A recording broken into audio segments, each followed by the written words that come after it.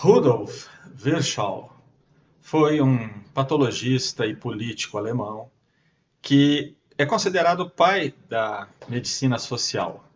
Disse ele em 1858: onde surge uma célula, existia uma célula anteriormente. Assim como animais só podem surgir de animais e as plantas de plantas. Naquela época ainda existia grande debate a respeito da possibilidade de geração espontânea das coisas surgirem a partir de matéria não viva, a partir de carne podre. O Rudolf Virchow foi um dos importantes marcos, como eu marco, na criação de uma teoria que é a teoria biótica que a gente aceita hoje. Uma célula se origina de outra célula. Você não vê uma célula se originando do nada. A célula vai sempre se originar a partir de uma célula predecessora, num processo contínuo que a gente chama de vida. Isso significa que as células têm um ciclo de vida pelos quais elas passam. O ciclo de uma célula começa quando ela é uma célula que está crescendo e desempenhando suas funções. Se ela vai dar origem a outras células, antes de dar origem a outras células, ela cresce para que as células filhas tenham condições de dar continuidade ao processo metabólico que a célula mãe tinha. Além de crescer, a informação toda que ela tem que ser repassada para as células filhas. Então, a replicação do DNA, que é a molécula que carrega a informação genética, é importante também nesse processo. Depois, também é importante que as células filhas tenham não apenas as organelas que a célula mãe lhes passa, mas também metade daquela informação que foi duplicada de maneira bastante adequada. E isso vai acontecer no processo de divisão celular, na segregação dos cromossomos, que é o processo que a gente conhece como mitose. E a divisão propriamente celular, que é a cariocinese. Nós vamos falar hoje sobre o controle desse processo nas células animais. Quando os cientistas começaram a observar células ao microscópio, o que eles viam? Especialmente quando eles conseguiam observar a célula viva. Eles viam uma coisa muito doida acontecendo. A célula parecia que não estava fazendo nada. Até que, de repente, surgiam uns palitos, uns pauzinhos, uns bastões. No grego, bastões é mitos. Daí vem o termo mitose. E a célula entrava num frenesi muito louco, um balé, uma dança, na qual esses bastões se alinhavam no meio da célula e depois deles estarem todos alinhados, sincronicamente, como num nado sincronizado, eles se separavam e na sequência davam origem a duas células, com a formação de um novo núcleo e com a divisão do citoplasma ao meio. Nesse caso, vocês estão vendo uma célula vegetal e a parede celular começando a ser formada ali.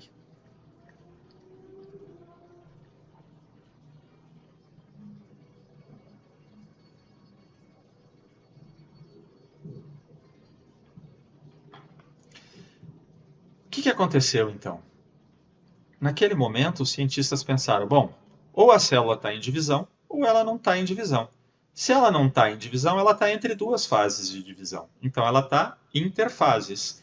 E daí surgiu o termo intérfase para designar uma célula que não está se dividindo.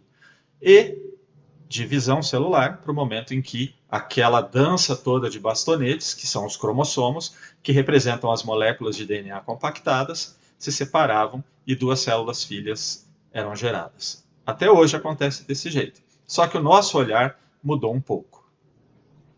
Hoje a gente subdivide, por exemplo, a intérfase em três etapas. A fase G1, a fase S e a fase G2. E a divisão celular a gente divide em mitose, que corresponde à divisão do núcleo, que corresponde exatamente aos pauzinhos, mitos, e citocinese, que é a divisão do citoplasma.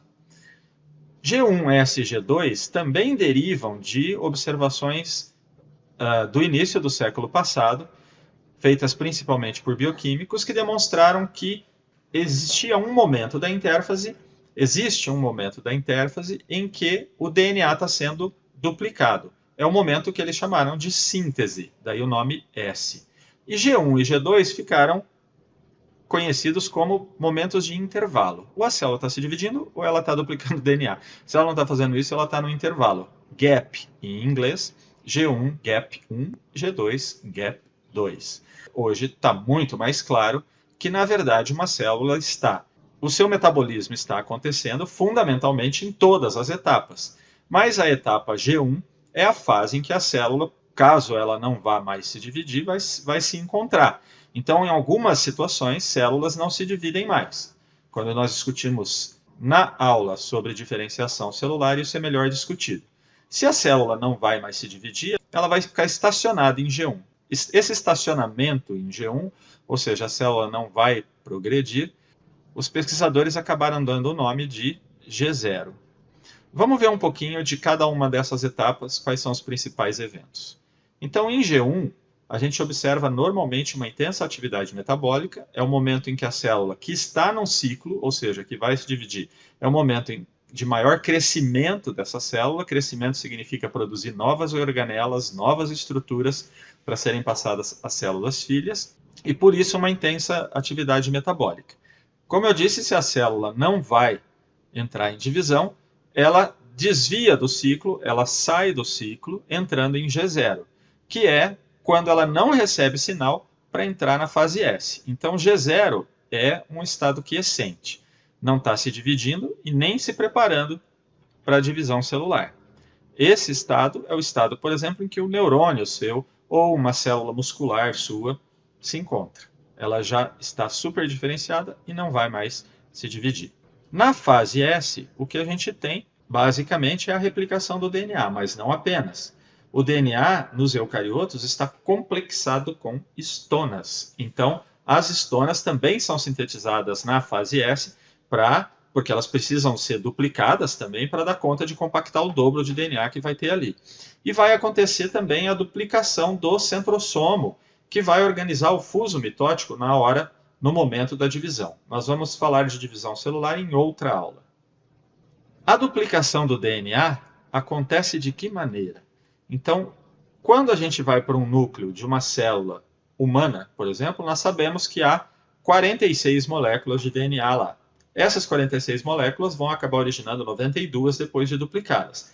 Cada uma dessas moléculas possui regiões que são conhecidas como origens de replicação.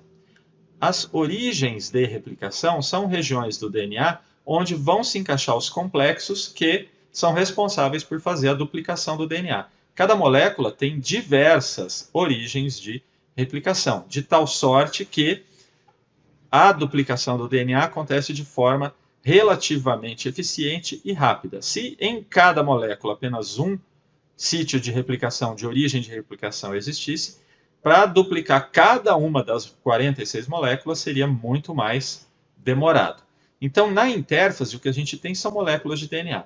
O que vai acarretar depois, na hora da divisão celular, quando o DNA se superempacota com proteínas, a visualização dos cromossomos. E cada cromossomo tem 2 cromátides, 46 cromossomos, cada cromátide uma molécula de DNA, 92 moléculas de DNA. Sensacional.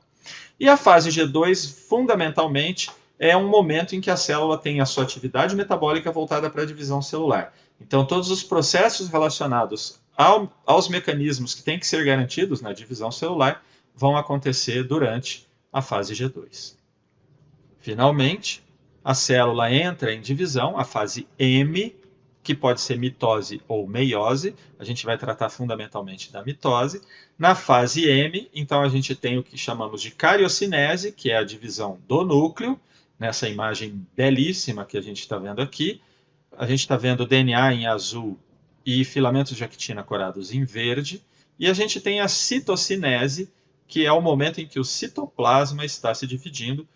E nessa imagem você tem os microtúbulos em dourado. Maravilhosa. A estética da divisão celular é sensacional. Não percam essa aula. Como acontece o controle desse ciclo celular? Que perguntas que a gente se faz? Como acontece a duplicação do conteúdo todo de uma célula? Tem que ter retículo para 2 células, mitocôndria para 2 células e DNA para 2 células. Como acontece a repartição desse conteúdo duplicado? Como é que as mitocôndrias, o retículo, o Golgi são repartidos entre as células filhas? E mais que isso, como é coordenada toda a maquinaria envolvida nesse processo? Nós vamos focar principalmente nessa coordenação da maquinaria envolvida. A repartição do conteúdo duplicado vai ser assunto da aula de divisão celular propriamente dita. Podemos começar também perguntando quanto tempo dura. Você faz ideia de quanto tempo dura o ciclo celular? Ou seja, entre uma divisão e a próxima divisão? Aqui alguns exemplos para você ter uma ideia de como o ciclo celular pode ter duração muito variada. Uma célula de embrião de sapo, 30 minutos. Uma célula epitelial do intestino, do seu intestino, a cada 12 horas tem divisão celular acontecendo ali. Um hepatócito, seu fígado, 1 ano aproximadamente, o tempo de vida, o tempo de duração do ciclo celular. Então a variação é imensa. Você acha que é possível ter ideia de quanto dura cada etapa do ciclo celular? G1, S, G2, M? Proponho a você um desafio. Citometria de fluxo é uma técnica que usa um aparelho chamado citômetro de fluxo, pelo qual você passa células e essas células são individualmente medidas e quantificadas para o parâmetro que for de seu interesse. Nesse caso, nós estamos medindo quantidade de DNA na célula. Colocamos um composto fluorescente que se liga ao DNA e ao passar pelo citômetro de fluxo, esse composto foi excitado, a quantidade relativa de DNA, quanto maior a quantidade relativa de DNA, mais fluorescência vai aparecer.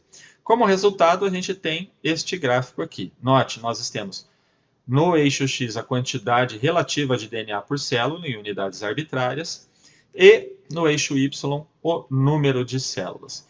Você saberia legendar essas 3 partes que estão marcadas no gráfico? Experimente.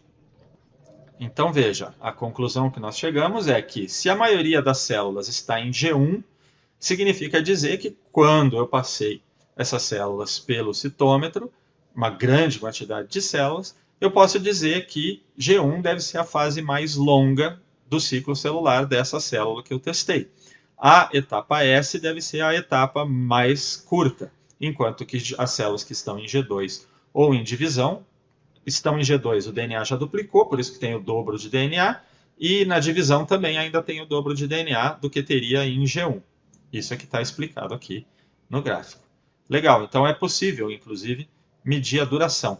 Mas como que isso é regulado internamente na célula?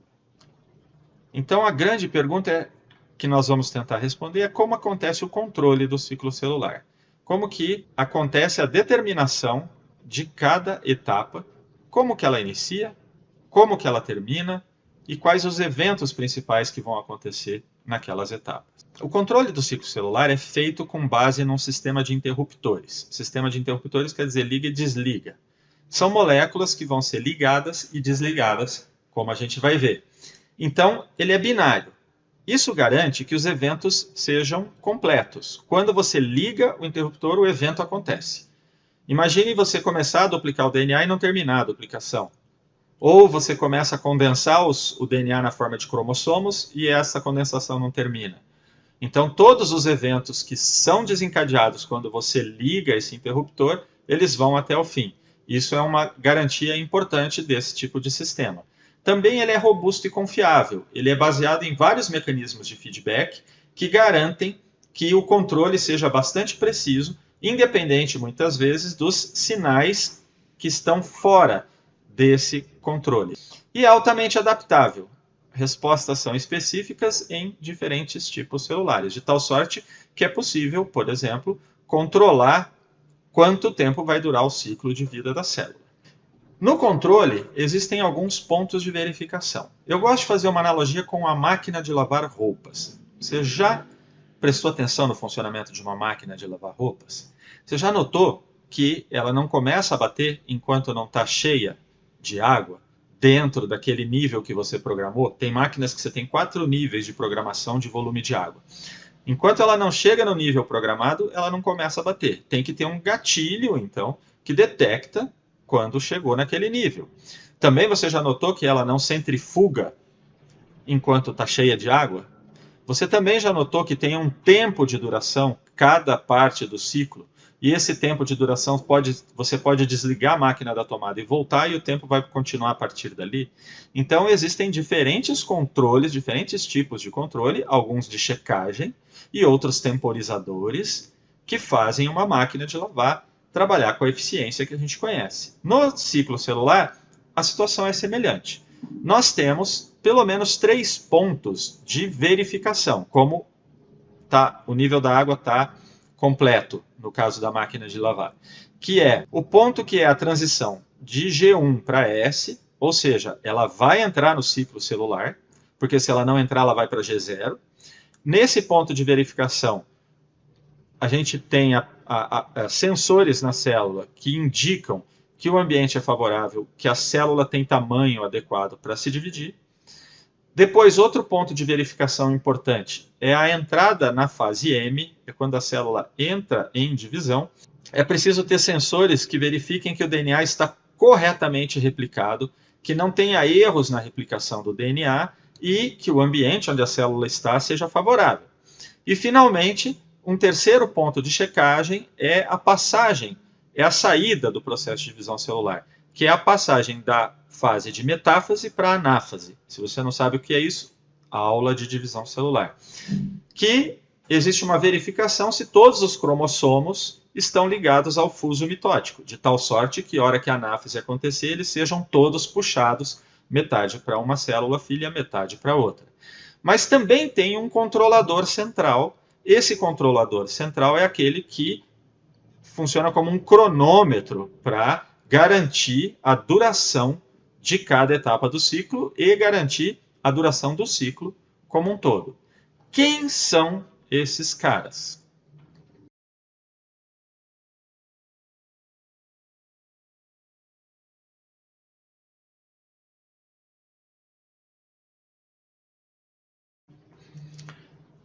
As proteínas-chave, os interruptores liga-desliga desse controle, são 2. Existe uma proteína chamada ciclina, que está aqui apresentada. A ciclina, ela tem esse nome porque ela é sintetizada e destruída ciclicamente ao longo do ciclo celular. Então, a ciclina ela tem concentração variável e ela funciona como o principal centro do sistema de controle do ciclo celular. A ciclina ela é uma quinase. Quinase ou cinase é uma enzima que fosforila substrato, que adiciona fosfato em substrato. As ciclinas fosforilam uma família de proteínas conhecida como quinases dependentes de ciclina, ou cinases dependentes de ciclina. Eu vou passar a chamá-las de CDK a partir de agora. As CDKs são ativadas pelas ciclinas. Como? As ciclinas fosforilam as CDKs. E quando a CDK está ativada, ela também é uma quinase. Ela também fosforila. E aí, diferentes complexos ciclina-CDK vão fosforilar diferentes substratos na célula para fazer com que os eventos do ciclo celular aconteçam. Nessa imagem, vocês veem que existem pelo menos 3 tipos diferentes de ciclina que aparecem ao longo do ciclo celular e, portanto, 3 tipos de complexos ciclina-CDK diferentes vão atuar ao longo do ciclo celular. A G1S CDK, o complexo G1S CDK. Antes disso, notem que na parte de cima dessa imagem, um gráfico representa a concentração das ciclinas ao longo do ciclo celular. A ciclina G1S em azul, a ciclina S em vermelho e a ciclina M em verde. Para cada ciclina, CDKs. Complexos ciclina-CDKs. O CDK é ativado quando a ciclina atinge determinada concentração no citosol celular. A G1S vai ativar, então, os processos de início do ciclo celular. Inclusive, vão ativar a produção da ciclina S. A ciclina S vai ativar, por sua vez, a entrada da célula na fase S. E notem que quando a célula entra na fase S, a ciclina G1S é degradada. A ciclina é degradada, o CDK não necessariamente. De tal sorte que os eventos que foram desencadeados pela fosforilação de determinados substratos por esse complexo, G1S, vão parar de ser fosforilados. E a partir de então, a ciclina S domina. Em G2, começa a produção da ciclina da fase M. E quando essa ciclina da fase M atinge determinado limite de concentração, ela ativa o complexo ciclina-CDK-M, que vai desencadear todo o processo de divisão celular. Notem que, na transição metáfase-anáfase, a ciclina da fase M é degradada, bem como a ciclina S já vem sendo degradada desde o início do processo de divisão celular. Então, em diferentes momentos do ciclo, diferentes complexos ciclina-CDK são ativados para desencadear os eventos do ciclo celular. Eu vou mostrar para vocês aqui como isso foi demonstrado por pesquisadores de uma forma muito elegante. Vocês vão prestar atenção nesse filminho, nessa célula que está apontada por uma seta. Tem duas marcações diferentes nessas células. A marcação para a ciclina G1 em vermelho e a marcação para a ciclina da fase S em verde. Essas ciclinas nesse vídeo estão confinadas ao núcleo da célula. Com o passar do tempo, acompanhe essa célula que está apontada pela seta, de vermelho a fluorescência vai mudar para verde. Isso significa que a ciclina G1 está sendo degradada e a ciclina S está sendo ativada. E na transição de uma para outra, você vai ver a cor amarela, que é quando você tem uma combinação de vermelho, fluorescência verde e fluorescência vermelha. Então veja, fase S, e quando chega ao final da fase M, quando a célula se divide, perdeu a cor. Vai acumulando ciclina G1, vermelho, depois de um tempo ela vai para verde, ciclina da fase S, até que na próxima divisão perde a cor de novo, porque tudo é destruído. Bonito. A gente consegue demonstrar hoje num laboratório a presença e atividade dessas ciclinas indiretamente através desse processo de fluorescência. Bacana, hein? O sistema de controle, como eu disse, ele é robusto e é baseado em mecanismos de feedback que aumentam a modulação e a precisão do funcionamento. Os complexos ciclina-CDK, eles podem funcionar, estarem ativos, mas também podem, inclusive, estar na célula, mas estarem inibidos. Existem situações em que eles são inibidos. De três maneiras pode-se inativar um complexo ciclina-CDK. Uma forma é por fosforilação. Eu falei que a ciclina é uma quinase, fosforila. A CDK é uma quinase, fosforila. Ciclina fosforilou CDK, eu tenho ciclina CDK ativo. Existe uma outra quinase chamada Ui1 que fosforila em um outro sítio a CDK. Quando a CDK é fosforilada nesse outro sítio, ela se torna inativa. A fosfatase CDC25 faz o inverso. Fosfatase remove fosfato. Se a fosfatase CDC25 está ativa, ela remove aquele fosfato que a sinase Ui1 colocou na CDK e o complexo volta a ficar ativo. Outra maneira é pela síntese de inibidores. Existe uma família de proteínas chamadas de CKI, que são inibidores do complexo ciclina-CDK. A P27 é um exemplo. A P27, quando é produzida na célula, ela pode se ligar ao complexo ciclina-CDK e modificar o sítio ativo do CDK, tornando-o inativo. Quando ligado a P27, o complexo ciclina-CDK é inativo. E a terceira maneira é por destruição da ciclina, é pela degradação da ciclina. Nós vamos ver isso acontecer na transição metáfase-anáfase, principalmente quando eu tenho o APC, que é o complexo promotor de anáfase, do inglês Anaphase Promoting Complex, ativo. O APC ativo recruta enzimas que marcam com ubiquitina a ciclina para ser degradada. Então, existem diferentes mecanismos que controlam a atividade dos complexos ciclina-CDK, de maneira que todo o processo é bastante bem controlado. A ciclina G1S é aquela que prepara para a fase S. Ela estimula, por exemplo, por fosforilação, as moléculas que estão envolvidas na duplicação do centrosomo. O centrosomo é aquela região a partir da qual todos os microtúbulos se organizam e ele vai estar duplicado no momento da divisão celular e vai cada um para um polo oposto da célula, de tal sorte que os cromossomos possam ser puxados de forma igual para os polos opostos e a célula garantir uma divisão igual da informação genética. A ciclina G1S também estimula a produção da ciclina S, que vai fazer com que a célula entre na fase S, que é de duplicação do DNA. A duplicação do DNA na fase S é estimulada pelo complexo S-CDK, né, a ciclina com o CDK da fase S, recrutando moléculas, proteínas, para os locais onde tem... Lembra que eu falei dos sítios de iniciação de replicação? Então, eles estão melhor demonstrados nessa sequência. Notem que em G1 existe um complexo de reconhecimento da origem. É um complexo de proteínas que reconhece onde está a origem da replicação. A ciclina G1S, ela promove a montagem de um complexo pré-replicativo sobre os sítios de iniciação de replicação. Quando a ciclina da fase S torna ativo o complexo ciclina-CDK da fase S, note que é degradado um componente e inibido outro componente do complexo pré-replicativo. Isso desencadeia a associação do complexo de iniciação, que vai desenrolar o DNA e permitir à DNA polimerase que percorra todo o DNA para fazer a duplicação dele.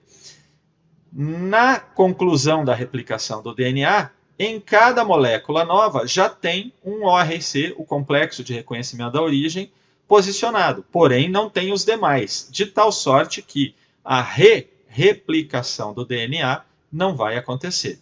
Vale a pena chamar a atenção para uma proteína que é importante, principalmente durante a fase S, que é a P53. A P53, que a gente chama de guardião do genoma, é uma proteína que, quando o DNA está de boa, quando não tem nenhuma alteração no DNA, ela é degradada nos proteossomos, mas ela é produzida o tempo todo e, se acontecer qualquer dano no DNA, proteínas, algumas quinases fosforilam a P53 e a P53 ativa, ela vai impedir que a célula continue tanto a duplicação do DNA quanto a entrada da célula na fase M. Ou seja, dividir célula com DNA defeituoso é problema.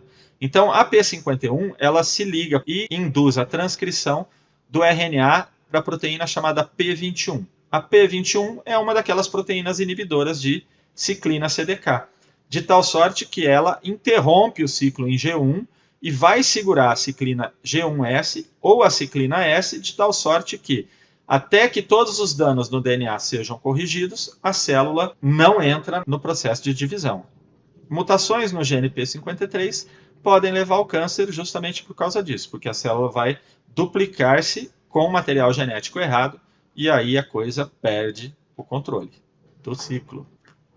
Um panorama geral do controle do ciclo celular está demonstrado aqui. Se o ambiente é favorável, a ciclina G1 está sendo sintetizada, vai se acumulando, e o acúmulo dela leva à síntese da ciclina G1S, que por sua vez estimula a síntese da ciclina S.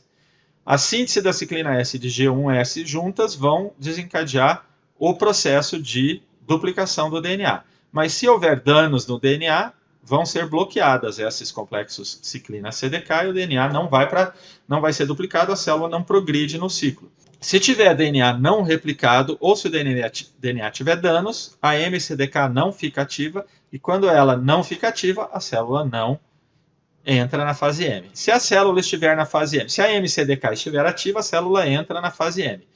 Na fase M, enquanto os cromossomos todos não se ligarem ao fuso, o complexo promotor de anáfase, que é aquele que vai fazer a célula sair da divisão celular, não é ativado e a célula permanece travada na fase M. Então existe todo um mecanismo de controle tanto de estímulo quanto de inibição para garantir que o ciclo celular aconteça sem maiores problemas. Até aqui, a gente falou da célula, de qualquer célula numa situação qualquer. Mas como que uma célula é estimulada para entrar em ciclo? É disso que trata essa última imagem que nós vamos ver. Para uma célula de um organismo multicelular entrar em ciclo e se dividir, é preciso que do ambiente ocorram sinais para que ela entre em divisão. Se não houver esses sinais, ela não vai se dividir. Então, mitógeno é o nome que a gente dá para as moléculas sinalizadoras que desencadeiam a fosforilação de proteínas dentro da célula, começando pela proteína Ras, que ativam proteínas reguladoras gênicas. Os reguladores gênicos penetram no núcleo e vão induzir a produção das proteínas, como as ciclinas, e essas ciclinas vão, por sua vez, induzir a progressão da célula no ciclo. Nesse exemplo, você está vendo a ciclina G1 ativa, o complexo ciclina G1, inativando por fosforilação. Lembra que a ciclina o CDK é uma quinase. Por fosforilação, ela inibe a proteína RB. A proteína RB estava impedindo o funcionamento da proteína E2F. A proteína E2F ativada, por sua vez, vai ser um fator de transcrição que acaba por estimular a transcrição de genes que vão atuar na fase S, a síntese de DNA e assim por diante. Então vejam que um sinal extracelular acontece para que todo esse desencadeamento de eventos aconteça e a célula possa então se dividir. A célula vai se dividir. Na próxima aula você vai ter que ver, não tem como. Até!